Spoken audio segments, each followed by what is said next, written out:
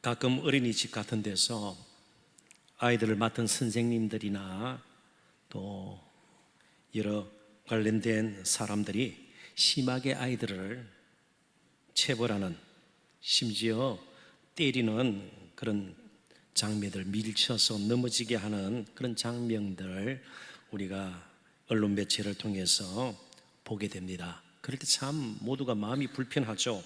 특별히 그 아이들의 부모님들은 어떨까요? 배신감도 들 겁니다. 믿고 아이들을 맡겼는데 어떻게 저럴 수가 있는가. 물론 극소수에 해당하는 그런 경우죠.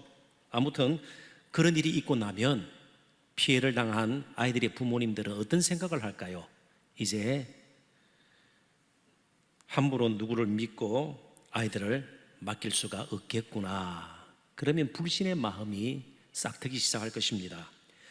근데 그 짓이 계속해서 판을 치는 사회를 가게 되면 서로에게 이게 불신의 마음들이 점점 팽배해져서 무엇을 하더라도 열매를 맺을 수가 없습니다. 얼마 가다가 마음이 또 막히게 되고 의심을 하게 된다는 것이죠. 참 안타깝게도 우리 사회가 이런 불신 풍조가 점점 심화되는 느낌을 지울 수가 없습니다. 오늘도 뉴스를 보니까 북한에서 갑자기 고위회담을 일방적으로 취소하는 바람에 청와대도 굉장히 당황한 것 같습니다. 그러니까 막 이제 반론이 또 일어나는 것이죠. 결국 북한 정권 믿을 것이 못 된다. 또 일각에서는 그래도 조금 더 기다려보자, 뭔가 조금 더 많은 것을 요구하려고 그러는 것이 아닌가. 아무튼 이 불신풍조는 당장은 뭐 재난처럼 막 사고가 일어난 것처럼 그러지 않더라도 우리의 마음부터 조금씩 무너지게 해서 때로 가정을 완전히 망가지게 하고요, 그리고 사회를 병들게 하는 것입니다. 그래서 오늘 주신 말씀을 가지고 특별히 먼저 우리 사회에서부터 진정한 신뢰와 사랑의 회복이 있도록 우리가 좀 말씀을 청종하고 그 말씀에 따라서 힘을 모았으면 좋겠습니다. 본문 내용은 그렇게 어렵지가 않습니다. 다른 사람에게 짐승을 맡겼었는데 짐승이 죽거나 상하거나 혹은 도둑을 맞았거나 또 다른 살아온 짐승, 들짐승에게 해를 당했을 때에 그러한 문제를 어떻게 처리하는가를 가르쳐 줍니다. 그러니까 지난번에는 돈과 물품, 귀한 물건을 맡긴 경우 발생하는 문제, 처리, 배상 그런 것 등을 다루었습니다만은 오늘은 살아있는 짐승을 맡겼을 때입니다. 돈과 물품일 경우는요, 그냥 안전한 장소에 잘 넣어두고 보관만 잘하면 됩니다. 잘 지키기만 하면 됩니다. 그러나 짐승은 그렇지가 않아요. 왜요? 생명체이기 때문에, 움직이는 그런 생명체이기 때문에 특별한 돌봄과 예섬, 관리가 필요하다는 것입니다. 왜냐하면 도둑이, 들짐승이 언제나 노리고 있기 때문에, 또 살아있는 생명체이기 때문에 짐승은 병들거나 부상을 입을 수도 있기 때문에, 그리고 더 나아가서 한 곳에서만 머무는 것이 아니라 여러 곳을 옮겨 다니면서 풀을 먹여야 하고 또 물을 먹여야 하기 때문에 도중에 여러 가지 사고를 당할 수도 있습니다. 자연재해를 겪을 수도 있습니다. 돌풍 같은 것이 일어나서 그렇게 문제가 생길 수도 있는 겁니다. 그만큼 돈이나 물품과는 달리 살아있는 짐승을 맡는다는 것은 위험 부담도 크다는 것입니다. 그렇기 때문에 이 짐승의 주인, 임자는 짐승을 맡길 때에 싹을 주더라도 경험과 책임감이 있는 사람에게 맡기게 될 것입니다. 그래서 본문을 좀 더 잘 이해하기 위해서 야곱 이야기를 할까 합니다. 그래서 본문을 이해하는데 좋은 정보를 야곱이 제공할 것입니다. 그가 자신의 외삼촌인 라반의 집에서 짐승을 돌보면서 겪었던 일을 이제 마음속 깊이 있는 것을 토로하는, 덜 추워내는 그런 내용이 창세기 31장 38절부터 40절에 기록이 되어 있는데 제가 한번 읽으면서 필요하다면 설명을 붙이도록 하겠습니다. 내가 20년을 외삼촌과 함께 하였거니와 외삼촌의 암양들이나 암염소들이 낙태하지 아니하였고 잘 돌보았다는 겁니다. 그죠? 또 외삼촌의 양떼의 수양을 내가 먹지 아니하였으며 먹어치우고 죽은 것처럼 혹은 도둑이 훔쳐가는 것처럼 혹은 또 들짐승이 잡아간 것처럼 속이지 아니하였고 물려 찢긴 것은 내가 외삼촌에게로 가져가지 아니하고 낮에 도둑을 맞았든지 밤에 도둑을 맞았든지 외삼촌이 그것을 내 손에 찾았으므로 내가 스스로 그것을 보충하였으며 다 배상했다고 이렇게 야곱이 이야기를 합니다. 내가 이와 같이 낮에는 더위와 밤에는 추위를 무릅쓰고 눈붙일 겨를도 없이 지냈나이다. 도둑이 들까봐, 들짐승이 낚아채갈까봐 참 특별한 그런 관리를 했다는 것입니다. 그러니까 맡은 자들에게 정말 필요한 것은 이러한 책임감 있는 돌봄, 보살핌이 될 것입니다. 그렇지만 오늘을 사는 저와 여러분이 누구의 짐승을 맡아서 기른 적이 있나요? 혹시 친구의 애완견을, 반려견을 맡아서 그냥 정말 혼줄이 빠진 적이 있을 거죠? 그죠? 잘못 관리해서는 안 되니까요. 그렇습니다.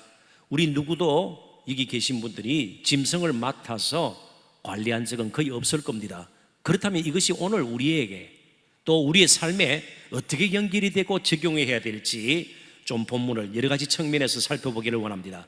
제가 조금 이해를 돕도록 몇 가지 주제를 잡아봤습니다. 첫 번째는 언제나 정직하게, 한번 따라해 보시겠습니까? 언제나 정직하게. 우리가 정직할 필요가 있다는 것을 오늘 본문을 통해서 우리가 추론해낼 수 있어야 합니다. 10절과 11절을 우선 제가 읽어보도록 하겠습니다. 사람이 낙이나 소나 양이나 다른 짐승을 이웃에게 맡겨 지키게 하였다가 죽거나 상하거나 끌려가도 본 사람이 없으면 두 사람 사이에 맡은 자가 이웃의 것을 손을 대지 아니하였다고 여호와께 맹세할 것이요 그 임자는 그대로 믿을 것이며 그 사람은 배상하지 아니하려니와. 사람에게만 문제가 생기는 것이 아닙니다. 짐승들에게도 언제든지 문제가 생길 수가 있습니다.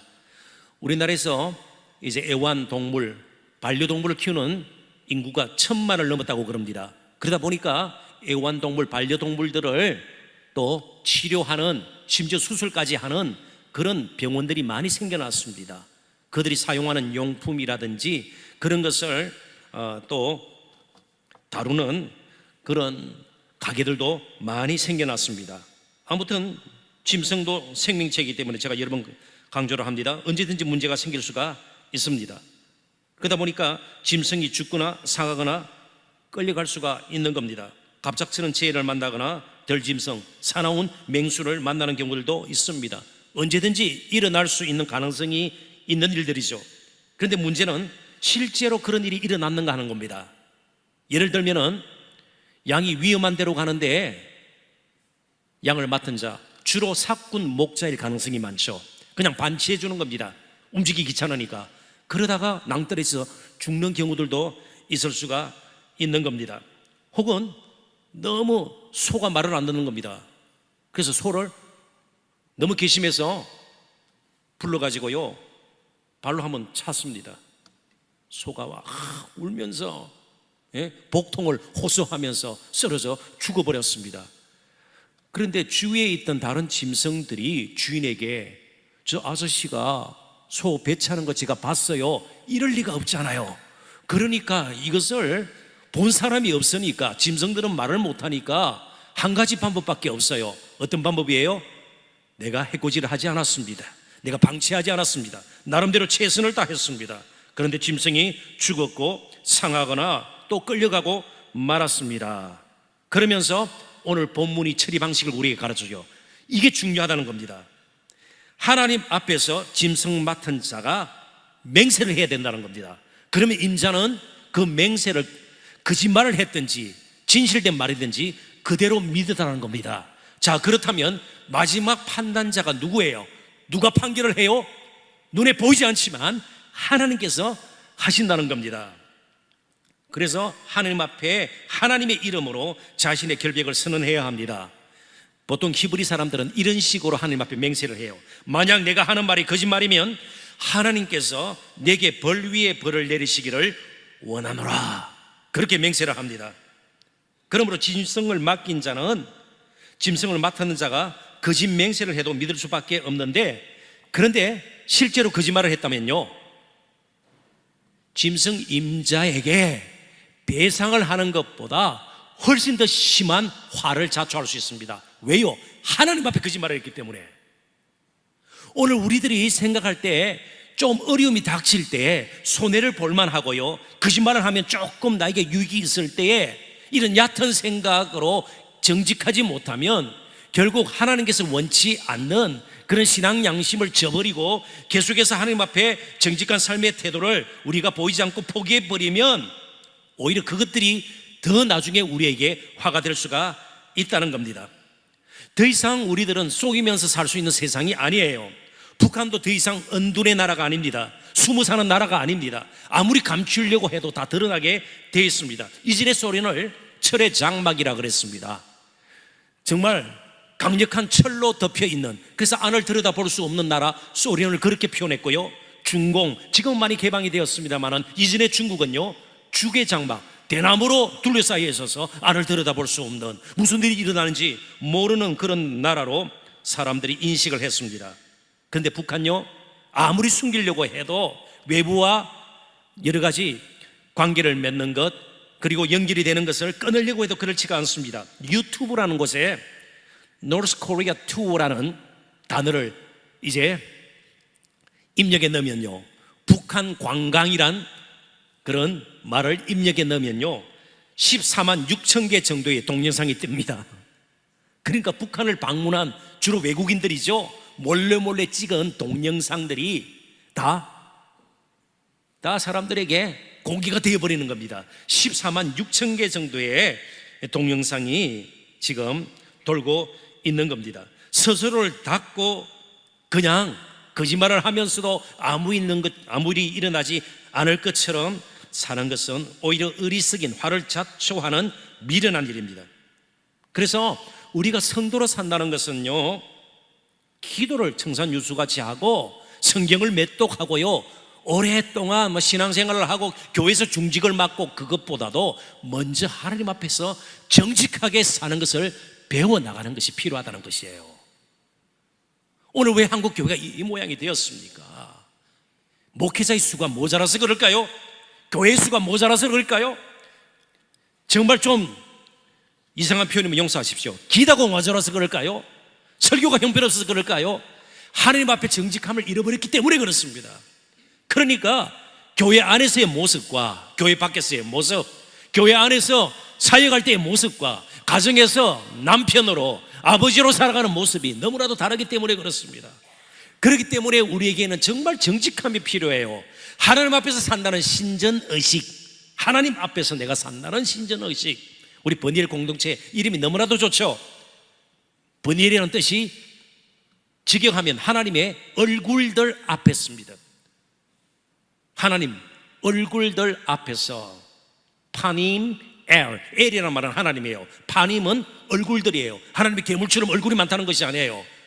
언제 어디서나 우리의 속 깊이에 있는 것까지 다 볼 수 있는, 그래서 얼굴이 여러 개인 것처럼 하나님을 의인화한 것입니다. 그러니까 우리가 어렵고 힘든 정말 아픔의 자리에도, 뭔가 잘 나가는 자리에도, 죄송하지만 거짓말하는 자리에도 하나님은 계세요. 그렇기 때문에 하나님 앞에서 우리가 계속해서 정직하게, 정말 하나님께서 이 문제를 어떻게 보시는가, 하나님께서 나에 대해서 어떤 기대를 하고 계시고 나를 통해서 어떤 뜻을 이루시기를 원하시는가, 거짓이 판치는 이 세상에서 그래도 저와 여러분은 하나님 앞에서 정말 정직하게 사는 것을 계속 배워나가야 합니다. 궁극적으로 거짓이 승리하는 법은 절대로 없다는 것을 여러분 확신하셔야 합니다. 당장은 어렵고 힘들더라도 우리는 진실 쪽을 택해야 되는 겁니다. 최종적으로 판단하실 분은 하나님이시기 때문에 그렇습니다. 하나님만이 온전한 그리고 진실한 증인이 되십니다. 그래서 우리가 하나님 앞에서 정직하게 사는데 보다 익숙해져야 합니다. 두 번째 주제입니다. 주인의 심정으로. 첫 번째가 뭐였습니까? 첫 번째가 예, 정말 우리가 하나님 앞에서 정직해야 되는 것이고요. 두 번째는요, 짐승을 맡은 자는 주인의 심정으로 짐승을 돌봐야 된다는 겁니다. 12절 제가 또 읽어보겠습니다. 만일 자기에게서 도둑맞았으면 그 임자에게 배상할 것이며, 짐승을 도둑맞았을 경우 짐승을 맡은 자가 배상의 책임을 지게 됩니다. 왜요? 관리 부수의로 짐승을 도둑맞았기 때문에 그렇습니다. 그러니까 짐승은 맡은 것만으로 끝나지 않습니다. 지속적으로 돌보아야 되고요, 무슨 일이 일어날지 잘 관리를 해야 된다, 그런 뜻입니다. 맡은 자는 자신이 맡은 것에 대해서 최선을 다해야 합니다. 맡음의 무거움을 우리는 깊이 인식해야 하는 겁니다. 아무튼 말은 맡은 짐승을 계속해서 잘 보살피고 또 지키려면 짐승을 맡은 자는요, 주인이 그 자리에 있는 것처럼 주인의 마음을 가지고 주인의 심정을 가지고 짐승을 돌보아야 합니다. 그렇게 생각을 해보십시오. 주인이 그 자리에 있다면 함부로 짐승을 대하고 방치하고 그럴 수 없죠. 주인을 봐서라도 최선을 다할 거 아닙니까? 굉장히 멋진 목자의 행세를 하지 않겠습니까? 그런데 그런 심각성을 가지지 못하면, 그냥 마음을 놓고 있으면 짐승을 도둑맞을 수도 있는 겁니다. 그럴 때는 주인에게 배상을 해야 되는 겁니다. 사실 우리가 지금 가지고 있는 것, 누리는 것, 모든 것이 하나님께서 맡겨주신 것이에요. 그래서 잘 관리를 해야 합니다. 우리에게 학업의 기회를 주었을 때에 우리는 기도만 하고 공부하지 않고, 이것은 신앙적인 태도가 아니에요. 최선을 다해서 공부를 해야 되는 겁니다. 그리고 사업이든 또 장사를 하시던 일이든 우리는 맡은 것에 대해서 최선을 다해야 돼요. 주인의 심정으로 맡겨주신 것이니까, 하나님께서 청지기로 우리를 불러주셨으니까, 그러니까 이 생명까지도 사실은 하나님께서 맡겨주신 것이에요. 성경에 그런 말씀이 있나요? 그런 말씀이 있습니다. 누가복음 12장 20절 같이 한번 읽어보도록 하십시다. 다 같이 읽습니다. 하나님은 이르시되 어리석은 자여, 오늘 밤에 내 영혼을 도로 찾으리니 그러면 내 준비한 것이 누구의 것이 되겠느냐 하셨으니, 잘 아시는 소위 어리석은 부자의 비유에 나오는 그런 내용입니다. 한 부자가 있는데 원래 가진 것이 많아요. 이 사람 부자예요. 근데 그에 따라 풍년이 들면서 너무너무 수확이 많아진 겁니다. 그러면 하나님께서 특별히 이 많은 것을 주신 것은 어렵고 힘든 이웃들을 도우라고 그러시는구나, 분별해서 나눠줘야 할 텐데 오히려 곡간을 더 짓기로 마음에 작정을 합니다. 아무하고 의논하지 않아요. 그리고 곡간을 짓고 쌓아두고 앞으로 몇 년 동안 편히 먹고 쉬고 내가 잘 즐기자 마음을 가지는 순간 오늘 말씀이 있다는 겁니다. 오늘 밤 내 영혼, 내 생명을 도로 찾으리니, 바로 이 비유가 말씀되어졌던 예수님 당시의 상업 용어입니다. 시장에서 사용했던 단어예요. 빌려준 것을 도로 청구하다예요. 우리의 생명, 하나님께서 이 땅에 하나님 뜻을 이루도록 잠시 빌려주신 겁니다. 언제든지 요구할 수 있어요. 그래서 내가 가진 것, 내가 이룬 것, 내가 생각하는 것까지도 사실은 이게 다 내가 삶의 주인이 내가 되어서 내가 하는 일, 내 계획, 내 꿈, 내 비전, 내 재산, 내 소유, 이런 식으로 살아서는 안 된다는 겁니다. 언제든지 우리의 생명도 하나님께서 다시 청구를 하면 우리는 그 자리에서 이 땅에서 삶을 마감해야 되는 겁니다. 그래서 살아있는 동안 우리는 최선을 다해서 하루하루를 진지하게 살 필요가 있는 겁니다. 저는 북미 회담을 앞두고 한 가지 우려되는 점이 있습니다. 김정은보다도 저는 미국 트럼프 대통령이 더 문제라고 생각이 돼요. 어떤 면에서 그렇나요? 그럴 가능성이 있기 때문에 그렇습니다. 미국 트럼프 대통령이 북한의 핵 문제와 관련해서 미국에게만 직접 간접적으로 해가 되지 않으면, 그리고 어떤 결과물을 내든 자신의 치적으로 돌릴 만한 것이 생기는 순간 적당한 선에서 우리나라의 내부 사항 관계없이 동북아시아, 안보 환경과 관계없이 북한과 타협할 가능성이 높기 때문에 그렇습니다. 충분히 그럴 가능성이 있는 사람입니다. 한국의 상황을 거의 그는 고려하지 않아요. 자신의 치적이라든지 어떻든 미 국민들의 표를 더 얻기 위해서 자국 이익, 자국 보호, 자국 안전 그렇게 내세우지만 사실은 제가 볼 때는 정치적으로 굉장히 문제가 많습니다. 저희 아이들도 그래서 트럼프를 굉장히 싫어해요. 트럼프를 굉장히 싫어해요. 저도 싫어요. 굉장히 싫어요. 자, 예를 듭니다. 그는 부동산 재벌가의 아들이에요. 한 번도 어렵게 산 적이 없습니다. 할 것 다 했습니다. 못된 짓도 많이 했고요. 할 것 다 했습니다. 할 것 다 했어요. 자, 그렇다면 우리 이산가족의 애화를 트럼프가 조금이라도 이해할까요? 이해할까요? 유괴전쟁을 치르고 우리 부모 세대, 할아버지, 할머니 세대에 그렇게 허리띠를 졸라매고 오늘의 우리나라가 있기까지 정말 애썼던 그런 우리 국민들의 그런 역사의 흔적을 그가 읽어본 적이 있을까요? 북핵 문제로 우리 경제 사정이 나빠지면 이제 계속해서 북핵 위협이 지속되면요, 우리나라 신용 등급이 낮아집니다. 우리는 수출로 지금까지 지탱해온 나라예요. 그러면 투자자들이 빠져나가기 시작합니다. 더 이상 우리나라와 거래하는 것을 사람들은 불안해하기 시작해요. 그러면 돈 가치도 떨어지게 될 것이요, 수출의 길은 막히게 됩니다. 그러면 한순간 좋았지만 우리나라가 어려워지게 돼요. 실직자가 늘어나게 되고 경제 상황이 또 힘들어지게 되면 가정들이 문제가 생기게 될 것이고요. 그러면 가정들이 겪어야 할 그 아픔을 트럼프 대통령이 충분히 이해할까요? 천만의 말씀입니다. 그래서 우리가 더 기도해야 돼요. 더 기도해야 돼요. 더 기도해야 되는 겁니다. 지금 여러 가지 상황에 대해서 더 기도해야 돼요. 그러면서 놓치지 말아야 할 것, 하나님은 이러한 상황에 대해서, 이러한 역사의 흐름에 대해서 하나님은 어떤 생각을 가지고 계십니까? 정말 한치 앞을 내다볼 수 없는, 하루 사이도 무슨 일이 일어날지 모르는 저희들의 연약함을 하나님 앞에 겸허히 인정합니다. 하나님의 손에 역사의 수레바퀴가 이끌림을 받는 것을 저희들이 압니다. 그래서 하나님께 우리는 계속해서 기도하고 하나님의 은혜를 구해야 합니다. 특별히 맡겨주신 영혼들, 여기에 저와 같이 교역자도 있고요, 구역장님들도 계시고요, 교사들도 있을 겁니다. 그 영혼들, 특별히 해피투게더 캠페인 가운데 잃어버린 영혼들 우리에게 맡겨주셨는데 우리가 기도하지 않고 지금 딴 일에 계속해서 참 나의 유익과 관계된 일에만 집착되어 있으면 오늘 밤 내 영혼을 도로 찾으리라.